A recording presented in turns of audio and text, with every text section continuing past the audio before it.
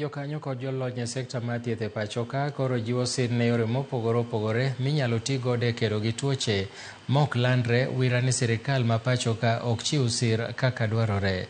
Kaluwore gi lipot mar National Taxpayers Association, omenda manoti godo e kedo gi tuochego nodok chien kowuok e bilion 2.25 e hik omenda 2023-2024 nyaka milion 749.3 e hik omenda 2024-2025.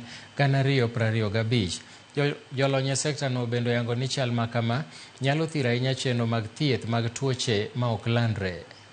The Kenyan Uncommunicable Diseases and Injuries Poverty Commission estimates that at least $11.97 per person annually is required to mount a meaningful NCD response. This represents an almost threefold increase in current NCD expenditure.